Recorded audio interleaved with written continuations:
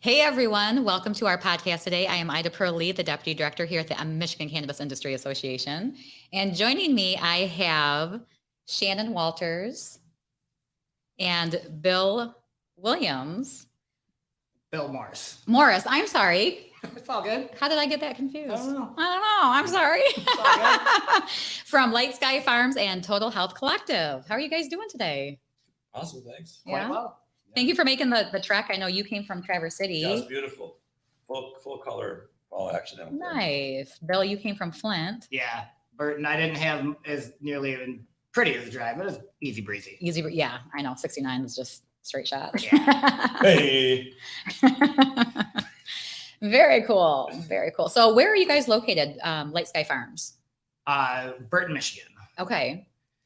And what does Light Sky Farms entail right now? So we are a grow processor and just opened up our first retail store. So Okay. we're a full vertical. Wow, congratulations. Thank you. Yes. So I'm going to switch over to Shannon real quick. Yeah. Shannon, what's your background? what's my background? Mm-hmm.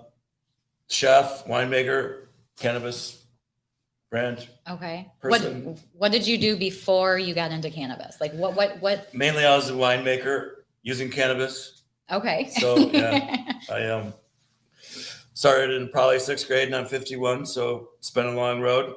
Mhm. I've been a winemaker for going on 28 years now. Oh my goodness. Okay. Did you own your own company?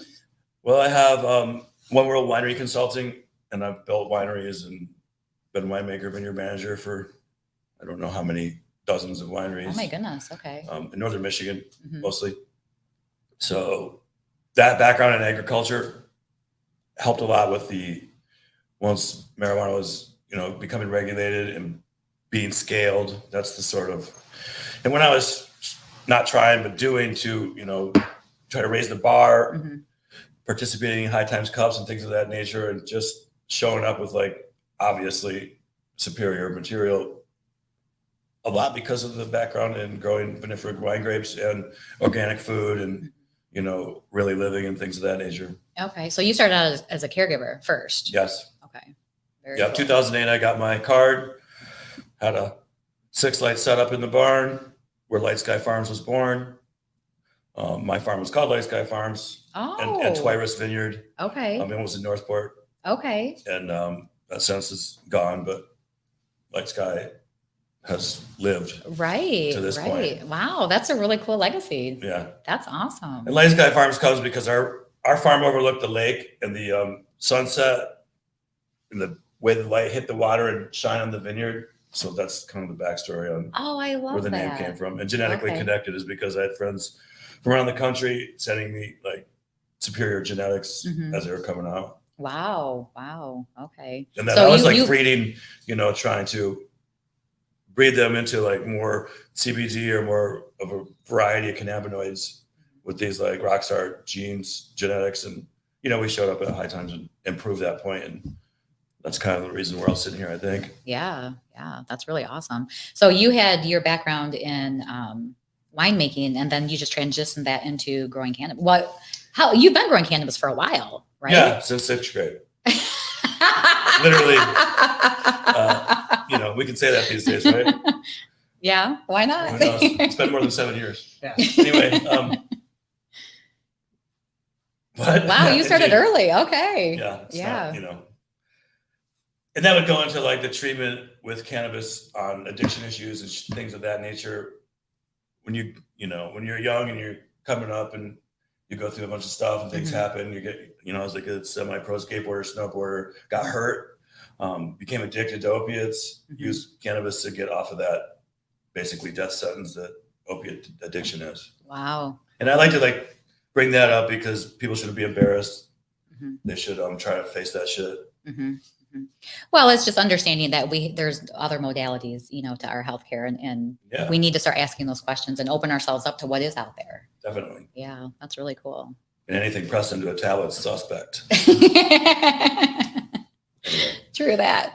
Bill, how about you? What was your background before cannabis? Because you have quite the extensive background as well. Yeah. So I was on long journey of self-discovery and experimentation with life, I guess you could say. I did the hippie thing for a little while. I did the raver thing. I had jobs outside of high school, and I quickly discovered that the status quo and of society and societal norms really wasn't a place where I fit. Mm-hmm.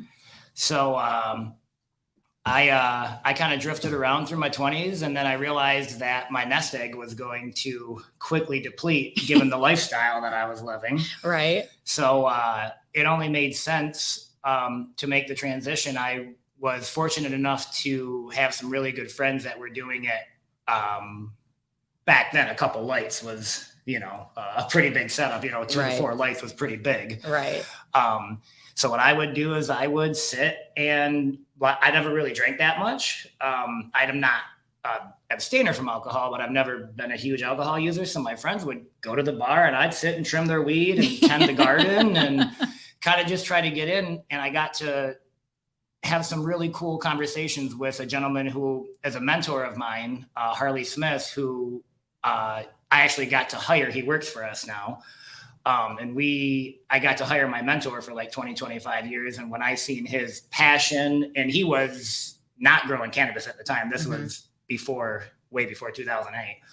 And you had to have a certain level of tact when talking about things. This is when you couldn't say bong in a head shop. You couldn't say flower in a grow shop. It was a drastically different world that I grew up in. Right.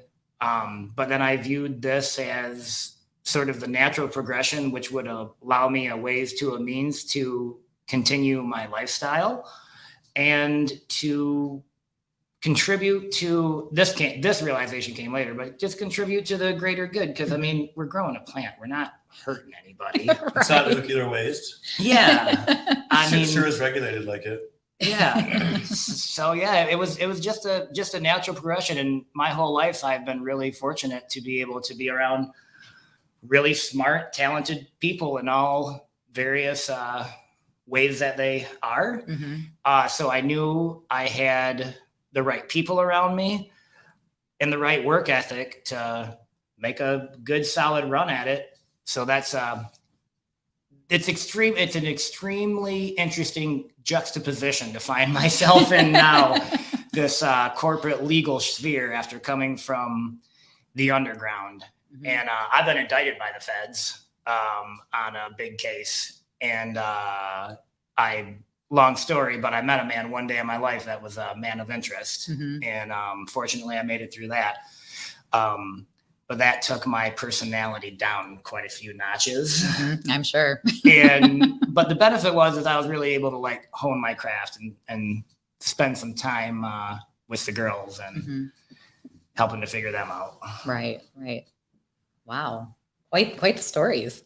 So that transitioned into, how did you two meet? On his front porch in Traverse City. Yeah, that's right. So the owners came up. Bill was with them. I built a dispensary in Traverse City. Okay. And it was before there were real solid rules and things of that nature. What was the name of the dispensary? It wasn't named.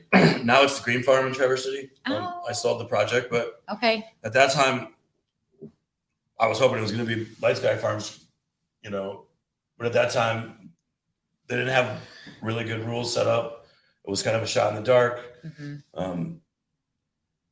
Traverse City was dragging their feet with, opting in. Right. So I was running out of money, and I was entertaining the idea of selling the project. It was the first use building for cannabis built in Traverse, and I think all the other buildings have been modified. So they made me build a vault with 2 times as much steel in it as a bank vault. Oh my goodness. And all this stuff, but the vault was sweet.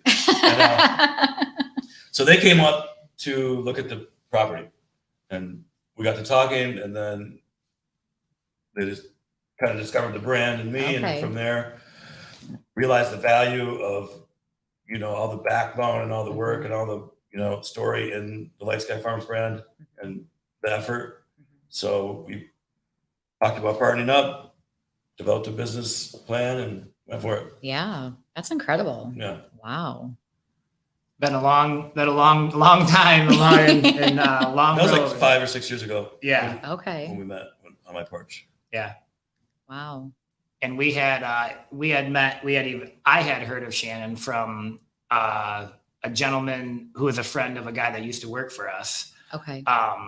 And it was one of his buddies, and he's like, "Hey, I know this guy. I think you guys would be interested in meeting." And See me in High Times magazine? I didn't. I'm sorry. I wasn't reading those. My bad. Not your bad, man. But that was part of the marketing strategy behind doing all those High Times competitions and seeing that whole culture, Mhm.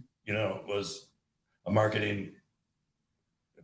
If you can go out there and run with the best of them, I know that I can market this thing and be a part of it, because I knew I didn't have 10 or $100 million to get into the corporate cannabis game. Right. And I'm not using corporate like a bad, dirty word, but it's a lot of money. So. Oh, absolutely. You Well, we to are the- the regulated market. I mean, a price tag does come with that. Definitely, so Yeah. that was my way to have the value to enter the game, Mhm.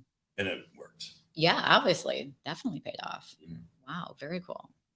And And it was not easy. Let me tell you. And Scary, definitely. Yeah, yeah. But we rode the edge of that, market, that right on the boundary of how a caregiver can operate. Right. Right. Participating in those events was like a really great way to do it, because we Mhm. just gave shit away. Well, Yeah. so you mentioned something earlier, and I said I didn't really want to talk about, but we can bring it up a little bit. You were a caregiver for Bella at one point for my daughter, Yes. and then you helped facilitate, finding other caregivers for her as well. So thank you for that. You bet. Yeah. Lots of emotion, and I don't want to start crying on camera. So with the stories and the stuff that we all went through, touching people's lives and things of that nature, I mean, that's like priceless. So Yeah. Well, it's quality of life, and we all deserve a quality of life. yeah. So that's really cool that you saw the value in that, and you too, Bill. I mean, and that all came much You later. give, you give and you get. So that's Mhm. that's always been my mentality, and right. that kind of karma is priceless as well. Yep. Yep. Sorry, go ahead. No, quite all right. And that's when I learned about Shannon. I learned about you when you and I met, because you and I met somewhere around that time too. Mhm. I'd always been aware of all the medicinal values, and I've used it myself. Mhm. But I don't have the same tangible connection like Shannon, like you. Like I have some other friends that work for some other companies in the space that have a real heartwarming and touching story about like legit helping people that have, like you said, low quality of life. So that was something that very attracted me to this whole thing too, is like, once you get in and really start hearing a lot of the stories and talking to the people, you guys are people I can talk to. It's not like you hear a story about something, and not to discredit stories that you don't know the people, but when you start meeting people and it has impacted their lives to the level it has, that's something, like Shannon says, not to take lightly. Mhm. That's something not to take lightly, and can really affect one's perspective on how they view the world. Right. I already was a part of the counterculture, and not really for the status quo of society anyway. But when you learn about like your story and some of the troubles that you had with your daughter, trying to heal her, and not heal her, but just not give her a better quality of life, and some of your struggles, that's something I can really get behind. Not the struggle part, but like the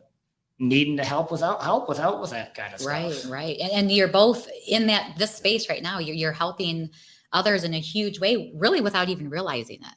I mean, now that medical, and record, I mean, it's legal. It's incredible, the stories that we are hearing and how it is touching people's lives. What does that mean to you? When people ask me to help now, Mhm. I'm like, you can go, they can, I can coach you along, but like, I'm not Right. like able to do as much as I used to be able to do. Well, it's regulated now. Because it's regulated, and that was the point, right? So Right. go to these places, get some advice. Mhm. Hopefully it's good advice, Right. but it's out there and it's available and it's really weird. It is weird. Did you ever think in your life, like in our lifetime? I did. You did? Yeah. Wow. I did too. Really? What I made just you- was like, it's just people are not going to put up with this shit forever. Okay. You know, I Yeah. mean, it just was obvious. Right. I won't go. Well, into the you whole- I mean, the whole, you two were definitely more in the culture, right? you But know, before I when came the masses, along. when the masses are like, this is ridiculous. You know, Yeah. just legalize it, tax it, regulate it, Right. get the cartel out of the picture. I mean, you got 2 lanes going on still, black market and regulated market, but it's a lot less profitable, I would say, Right. on the black market side because the price got driven down. Mm-hmm. I don't know how else to explain it. Right. Right. What? Go ahead. I was gonna say one thing that really inspired me early on was the idea that we are limited. I mean, we could do as big as things that we could do, but if we really want to affect large masses of people and to bring this medicine, and I believe it's medicine, whether you're using it for pain or sort of like mental sort of things. Both. Yes, agreed. Totally. But like, I think that it extends our reach farther than we ever had, because before our reach was inside of our network and we had to be very cautious about who to let into our network. Correct. Now I feel like we can reach on the adult use side anybody who's 21 and above, and the people that are still on the medical side, and is able to extend our ability to help in the ways that we can greater. And when I look at the community and the state as a whole, like I look at like, I'm a Michigander. I've grown up here. This is where I'm from. It's our local community. Right. To be able to affect our local community, meaning our state, in a positive way by giving people access to this is a very big deal, I feel. Yeah. Yeah. On the informative part, so my friend Terry, who's no longer with us, had like a large lymphoma, like, and he was a sommelier and wine connoisseur and consultant and master of sword, novelist, poet, many other things, Ayurvedic certified healer. Oh my goodness. He asked me, we had never met before, we knew from the wine industry, to come down. He showed me this thing, and his wife Tammy. He wrote a book about his journey, and it's very informative. And I'm getting it digitized now, edited, and going to be looking for publishing. Wow. And then there's certain charities that, if there's any profits, we'll go to that he picked. Yeah. But he did die cancer free, and there'll be the pictures showing his journey, which are really inspirational and hopeful. And that's a big part of fighting illness, is manifesting your own success, along with eating well, healthy living. Right. Right. So I just want to put that in there and plug that out. Yeah. I made strains for him that were like for the entourage effect, that worked, and it's proven work, Right. Right. And his book is colorfully written. I'm sure it is. I can barely talk about it without like busting out in tears, but I wanted to say that. So right. people out No. there that are not feeling well, there's hope, Absolutely. Absolutely. So Bill, what did you bring for us today? Because you guys are growing quite a few strains, aren't you? Yeah, we're somewhere around 30. 30 strains? Yeah, Wow. They're not all in production currently, but yeah, there's, Okay. I think we have 30 in our quiver. We just popped Monday 150 more seeds. Oh my goodness. I don't have the list on me, but we've got That's some okay. of Shannon's exclusive stuff that he bred, some stuff that has been gifted to us in the market, some stuff that I had purchased, he had purchased, and so we've got a lot more coming. It's a rather lengthy process to those who are growers who know how long it takes, even with our economy of scale. So yeah, we're somewhere around 30, and I don't know what the magic number is, but we're still kind of figuring that out. Okay. Now you were explaining something when you first got into the office about the younger generation and the strains that they're choosing. Yeah. Can you elaborate more on that? Yeah, I find this very interesting. It definitely shows my age, which I don't feel that old, but You're in good I'm not company. even that old. I know. But it seems to me that there's a new resurgence of jack terps, of haze terps, of sort of, back in the day when there was only so many terpene profiles. Right.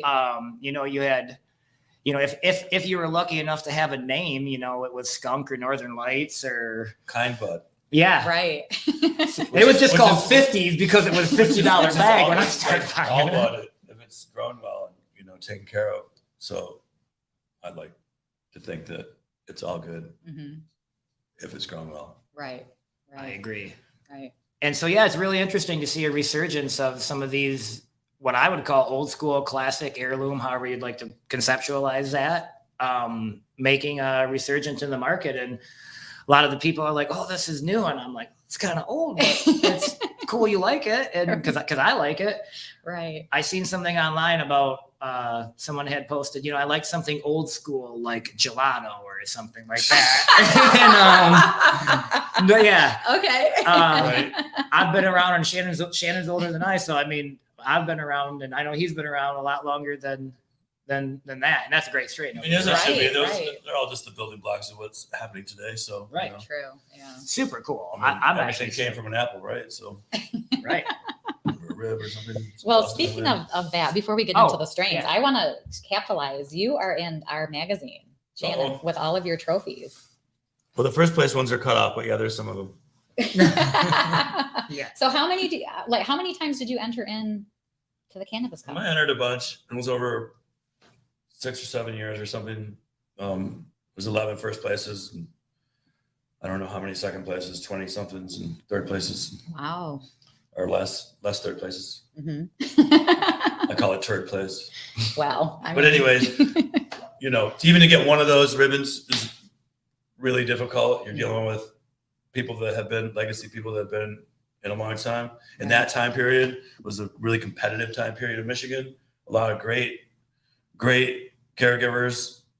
Some have entered the legal market. Some have not. It's a difficult transition. right. But real characters, a lot of competition, friendly competition, raising each other's bar, having a hell of a good time out there. Right. I don't know how many people we got high for free at our table, Right. But that was fun. And they would come up and they'd be like, this is the best. I'm like, that's the point. So that's why that's why we're in there. And this is why you have this many trophies and medals, and this is awesome. Yeah, thanks. And I'm proud of it. Yeah, absolutely. Can you comment on your World Cup? World Cup for CBD. Is this it right up top here? So that was the second place, but Okay. that was a wild journey too, trying to get something out to LA and make it get there, and dealing with high times And compete with the world. Yeah. Oh my goodness. Wow. But you did it. Yeah, it was fun. It was great. Drinking. And he took a first place. I was like chasing the mailman for a week, waiting for that thing to show Wow, up. you took first place in that? No, I took second place. Oh, second. Oh, okay. Okay. That's still cool though. That's commendable. Considering how much stuff those samples went through, I'm surprised they got anything. I mean, it was like half a year of like being in somebody's trunk in their car, in somebody's attic, like somebody running into the drop spot. I mean, Wow. it's a crazy world out there when you're talking about entering a high times competition. It sounds like it. Goodness. So it's always fun though. And then once you guys got your build out completely done, we put you on the cover of our magazine. Yeah. Yeah. This is so cool to see, like, my friends. And so Bobby Landel, he's the owner of Landel Packaging. Okay. Yes. Okay. Yep. And then he's the one who bought Light Sky Farms. Okay. Yep. Him and And I still have a small interest, so people know that, it's not like there's no input or anything from me. Mm-hmm. What do you mean? Like, when you say sold your company or sold Light Sky, Well, you could imply partnered. that, You What? partnered with them. Yes, I did. Yeah. Yeah. Yeah. I'm sorry. I didn't mean that. No, that's okay. Yeah. Triggered. It's okay. Okay. We'll smoke afterwards. Okay. So what strains did you bring for us today? All right, that's good. So what I got is I've got some Roadkill, which is supplied to us by Shannon. That is our. I drove all the way to Colorado to get those. Did you really? I did not know that. All right, well that's pretty awesome. So that's our. I was on a mission. Sounds like it. Yeah. Goodness. And then we those other stuff. It's stinky. It's loud. It does well for us. So that's our 4-gram nitro packed 8s. Okay. I brought a couple pre-rolls. I don't even know what they are. White truffle, peanut butter sunshine, which is a new favorite for us. Thank you, Shannon. That actually came from Shannon's seed stock. Oh, nice. It's a limited edition Thug Pug for people who know who that breeder is. It's not only one of our favorites, but it grows well. It checks all the boxes. Nice. I brought some titty sprinkles, which is one of our new strains. Very excited. That's being received very well. We're donating not only from our store, but even our wholesale partners, 10% to the breast cancer awareness campaign at the University of Michigan. Okay. How long is this running for? The whole month of October. Oh, nice. Okay. Yep. So there's. And he gave me those seeds as well. Yeah. Not you, but Yeah. Secret Society. Yeah. And what's Hell of a good guy and breeder, by the way. Yeah, and while I'm glad you brought that up, because I was actually fortunate enough to meet him at an industry event. We've had him through our store. He's actually involved us or let us be involved with something called a legacy box, which maybe we can talk later about. A bunch of legacy guys, and it really was. And he gave Shannon a call. Kind of for the nod. So I thought that was very cool and very respectful. Yeah. Because we wouldn't be here without him. So I brought the titty sprinkles. So that is, and I brought an ounce of garlic snake breast. Nice. Wow. Okay. And one more thing from cultivation. This is our hand-packed megars, and Shannon brought that to the table as What's well. a megar? A megar is a cannagar. There's a few different versions of them out there. But it's a chlorophyll-free hemp paper packed by hand by us with our electric peanut butter cookie, which is a real big hit for us. We did take in the licensed High Times event. We took a second place with a collab on that with North Coast. Oh, wow. My other buddy. Yep, yeah. Electric peanut butter cookie. I got a first place trophy for when I made the strain for Vape Cart. Oh, wow. Okay. And that one, correct me if I'm wrong, Shannon, that was you made the blend and then made the strain, correct? Yep. Made the what? It was an idea. I made this blend. Oh. Worth mentioning, it's awesome. Yeah, won the cup, then went about the project of making the strain. I partnered up with Fresh Coast Seed for doing that. Okay. Dang. And now it's... Well, a lot of this, like all these intentional projects and things take years to cultivate, come to fruition. Yeah. But when they do and they hit, it feels great. And another friend of mine, I know Shannon knows him as well. He works for a different company called Peninsula Gardens. They took a first and second place with their electric peanut butter cookie, same cut we're growing. Oh my goodness. Okay. In a competition called Zolympics. So that strain in general, not only is Shannon and us known for, but it's making some waves out in the sphere outside of our world. Nice.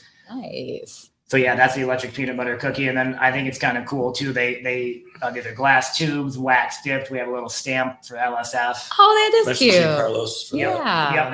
And that's come from a gentleman, Gene Carlos. And he is either a third or a fourth generation cigar maker from Nicaragua. Oh my goodness. Yeah. Wow. So that's really cool. So he developed a way to get the chlorophyll out, and he was using whole leaves for a while. I think he still does with whole leaf, which is a really sexy looking package, That's interesting. Now that you say that, yeah, chlorophyll. Huh. Yeah, you don't want a chlorophyll. Yeah, interesting. Same reason you want to cure your cannabis. That's chlorophyll. Right. And you can't see because it's in there, but it's also got a rose petal wrapped around the tip, around the wood tips. Oh, it does it? Cool. It's definitely a classy pre-roll. Nice. Open it up. I'll have to give that to Robin. For events, with your friends. Right. I guess you could. There you go. Oh, this is and really then nice. that band is also put on by hand with a little dip of wax. Okay, that is sweet. I like that. They're definitely legit. Got a lighter? Not on me. I know, man. I think I got one right over there. After the show, guys. All right. So what's the culture around Light Sky Farms and Well, let me tell you, but let me digress just a little Oh, bit. I'm 'cause, sorry, I I'm sorry. didn't get a chance to fully highlight all the products. Hold on. So my bad. So that's cultivation. That's what I have been tasked to manage. But we also have our extract products, which Shannon is very well known for. So we have live resin, Which is it over here? which is in the black box there. Okay. What strain is that one? Electric peanut butter cookies. The electric peanut butter cookie. Yeah. We have a cured offering, which means it's made from dry material. The live material, live resin, is made from live fresh frozen. Oh, And then nice. cured would be made from dried material. Okay. And then we just launched solventless, otherwise known as rosin, as well. And that's what's in the white box over there. Okay. It's got the soft touch packaging. It's a very nice container. The Calyx container is inside, or a nice container.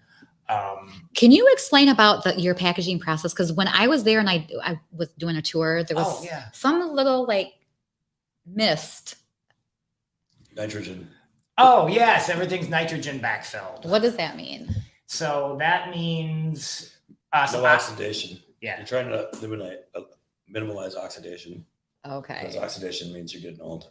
Well, right. It's literally the reason You're why not smelling as good. Right, right. And same like it's like the wine bottling machine. Nitrogen's usually used right before the cart goes in. Oh, interesting. That with proper storage is going to like have your experience be way better for a longer time. Right. Okay. And it does make a big difference on lasting. So like I said, our cans are nitrogen backfilled. Mm-hmm. When the carts go in, the cart filling machine, they're nitrogen backfilled. Okay. It's That is so cool. yeah, it's really So attention really to detail for sure. Mm-hmm. Definitely. And then the last thing I got over here is our live resin carts, which are new-ish. Okay. And then we have our distillate of live resin carts, which is really what Shannon taught us and showed us the skill. And I don't know if you want to talk anything about that, but like that's really where he took his knowledge.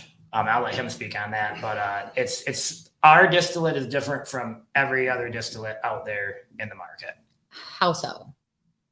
Well, if you look at distillate as if it was vodka or something, Mm-hmm. you got pop off and you got whatever your top shelf choice is, right? Okay. So there's all different ways and all different base materials to distill anything from, right? Mm-hmm. So if you have a nice material in the beginning and you execute whatever process properly, distillation in this case, it should be really great at the other end.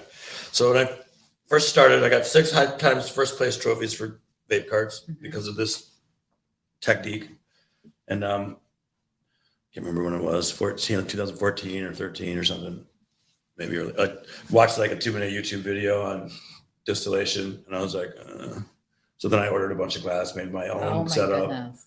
And Figured it out. did it just a little differently. And it was a profound difference as the results showed in these contests. The first 3 in a row were all for Death Star. So it wasn't like I was trying to do something new with, the new greatest strain name or something. That's like a oldie and a goodie. Right. Also a local in the tri-state area, right? Absolutely. And Ohio, what up? right. And there's not much to it. It's just a certain way to do it. Mm-hmm. Yeah. And I think more and more people are catching on, it seems, out there, but You just tweaked your technique and yeah. Okay. I was like, they're doing it wrong. Yeah.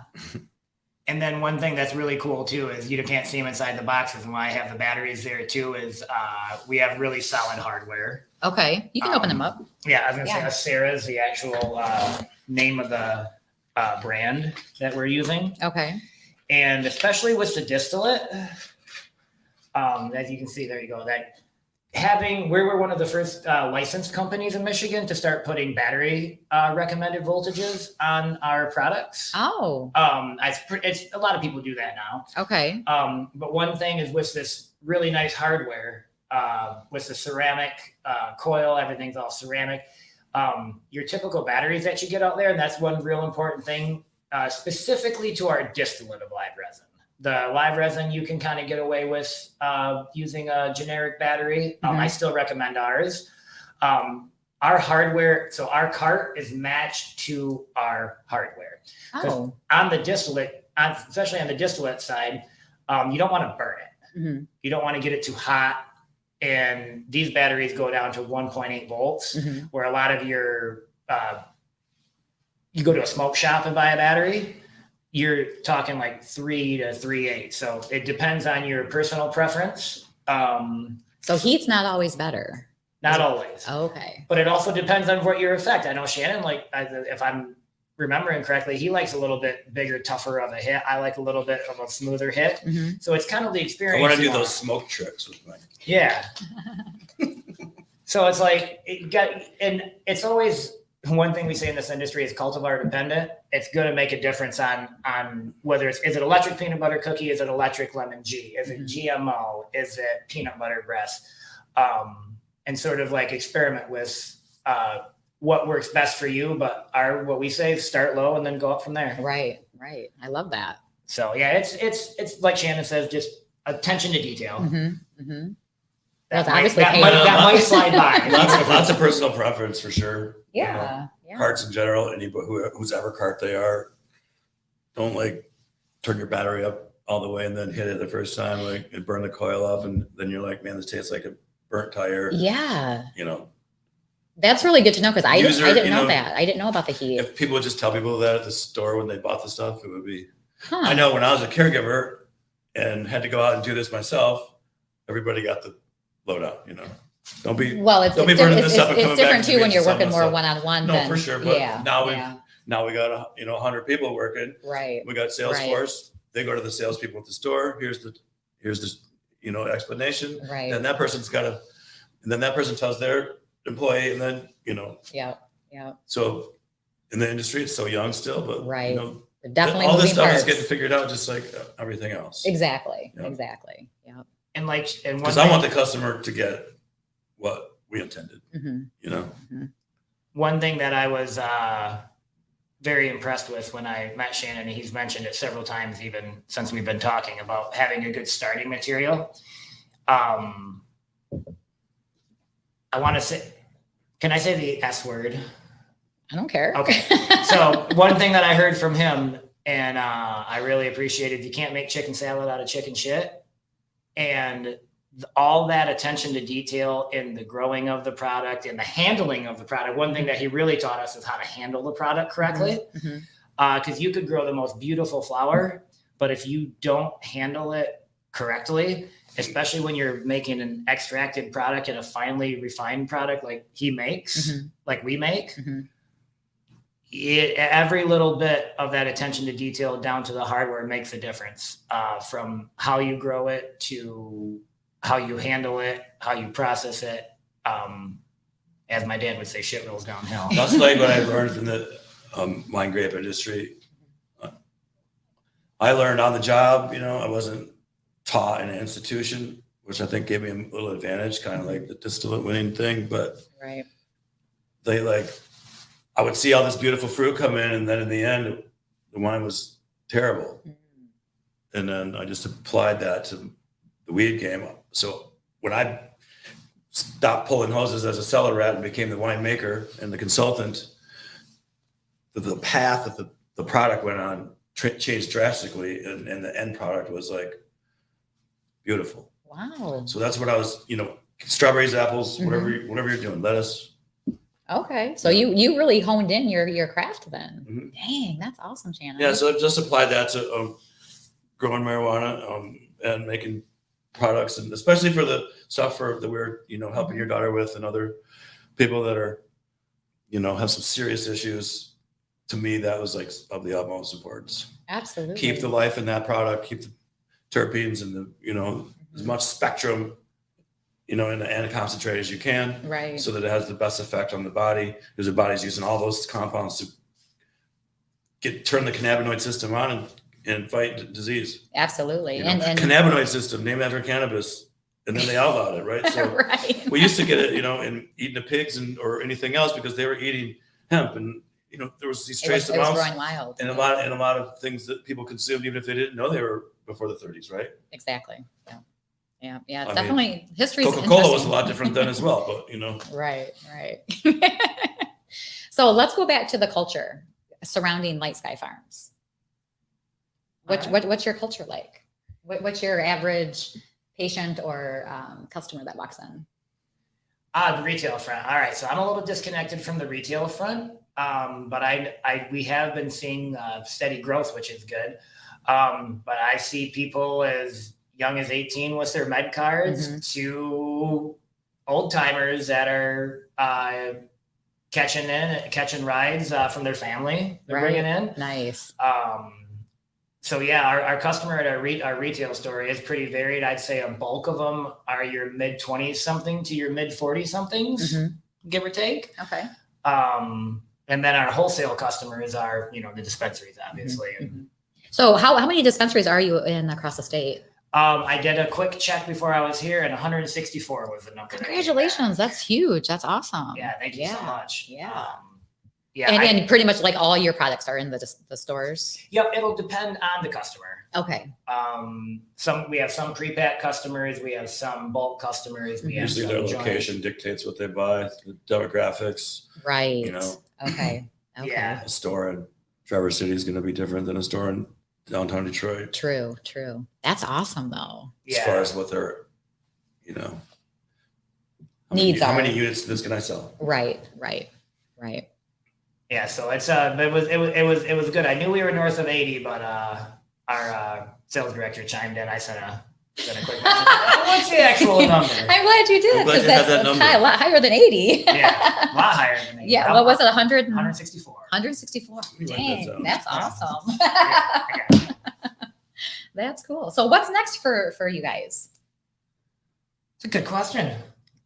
I'd like the brand to be licensed and be around the country and around the world Nice. Okay. and show up, set up shop, get it going, and get to visit lots of places all the time. Absolutely.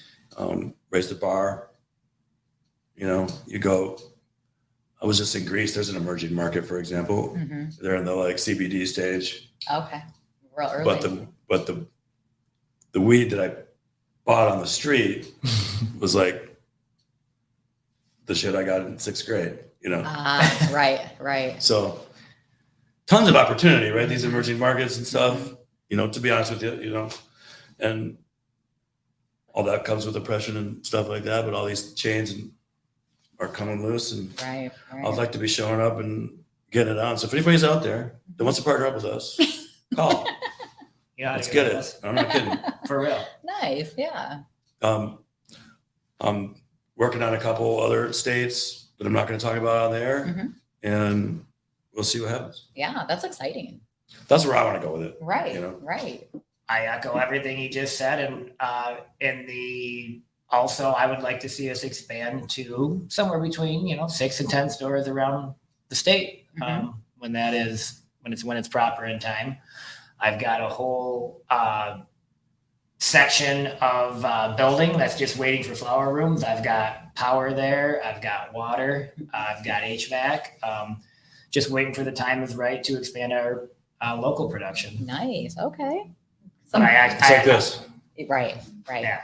Yeah, but you got to dream in order It for takes to minutes. It facilitate. takes a little while to build up something from Right. the bottom, and there's not a huge influence of Canadian money or anything like that coming in. This is all local funded, local stuff, Michigan people.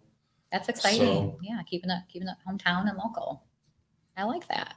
And I believe we will survive the trend not surviving because Right. big, huge corporate cannabis that's national and international drives the price down, makes it hard to make a buck. Margins are slim. It's not like the old days. It's not like when I got 6,000 a pound. Right. Right. Times change. Nothing like that. And so the struggle is real, whether it looks like it or not out there. These guys are working their asses off to make it happen, and I appreciate it. Yeah, absolutely.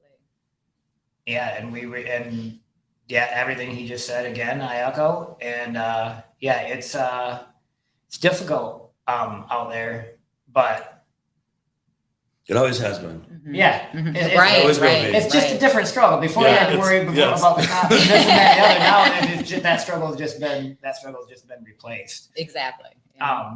But we're gonna weather the storm. We've got some great people. Croptober. Yeah, we're here. I We're know. smack dab in the middle Right of for it. 6 months up in the bottom. Yeah. Right. But still, the philosophy is let's keep it good, keep it clean. Mhm. Hopefully that's noticed, and hopefully we're rewarded by that mentality. Yeah, I like that. And the proof is in the pudding. Exactly. What made you want to become members of the MiCIA? You. all, quite frankly. Yeah, you and Robin, really, man. This thing, Yeah. you got to have a group to get your agenda through the political system, which I'm learning dealing with people in politics in different states and stuff. And, on the other side, I was like, oh, I hate lobbyists, right? Like, but you have to have some voice. I can go in there and yell and get gavelled out of there in 5 seconds, right? So, Right. I know, because my township meetings. Mhm. So it seemed appropriate, Mhm. and we're not against caregivers. That's for sure. Right. Not at all. Right. That, my personal opinion is that the way the whole thing was written and then manipulated, the caregivers should have a place at the table. If they go through all the bullshit that, this licensed injury has to do at scale, right? To, you talk about testing and regulation and the oversight and having a person that, 5 people that have a metric. Yeah. Like Cameras. So, does a caregiver really want to go through that shit, or they just want to hopefully be left alone, deal with their 5 patients, Right. and work that triangle system. Well, and there's a place. And there's for a everyone. place for that. There's a smaller Yeah. license. I heard the feds are going to open up and let people enter in the market, which is obviously probably a lie and a rumor, but whatever. Yeah. None of the feds get involved. It'll be another drastic set of oversight and Right. crippling taxation.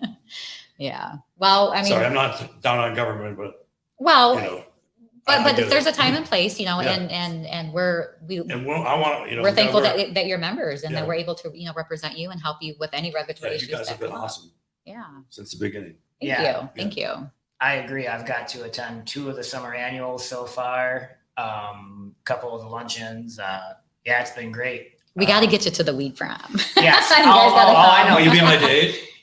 The gala. The weed prom? Yes. You'll be my date. I might be your date. I don't know. I don't have a date. It wasn't a no. That wasn't a yes. It wasn't a yes. Look, not blushing. People usually don't say no to me. Well, I'm working. It's not social for That's me. not. This is a work. That's a work event. True. Yeah. Okay. I'm planning I'll on- see you. I'll meet you Yeah, there. yeah. How about Okay. We'll talk about the other. I'm planning on being there. Too. Okay. But yeah, it was really We're cracking up the camera girl. for sure. But yeah, again, just it was really you, and I don't know Robin as well as I know you, but hearing your guys' stories and it really made sense because I do come from the counter culture, and it was a very interesting thing for me to do, concept for me to grasp, but it does make sense. Like, Yeah, we have to have a voice, you have to have a voice. Yeah. and it can't be my grumbly voice. It has to be proper Right. in a way that they can handle it. Yeah, Yeah. it's Robin's neither of us that's know- not me. Neither of us know how I to speak that language. That's like Charlie Brown's teacher kind of thing. Oh yes, absolutely. Absolutely. Well, I want to thank you both for coming in. Do you want to give a shout out real quick before we get off the air? Say hi to anybody. Hi. Hi, everybody. Thank you so much, everybody, our whole team, and the industry at large. My homies in the licensed space that we're in, and the people who are not in the licensed space and that we are standing on the shoulders of. So thank you, guys. I'm gonna say hi to Rachel at Zilla's. We've been buddies a long time and came up through this crazy thing. Nice. And everybody else that stood behind the table or next to the table or came up to the table to get high Absolutely. and discover the effort, Mm-hmm. So, and hi, Mom. Awesome. Mom will Well, love that. I appreciate you guys for coming in. Thank you. Thank you. Cool. So we're going to switch over real quick and give our ancillary shout out to Meadow. They are California's best dispensary point of sale. They've just launched in Michigan. At the top, as the top-rated cannabis retail software platform, Meadow makes it easy to sell more cannabis with less work.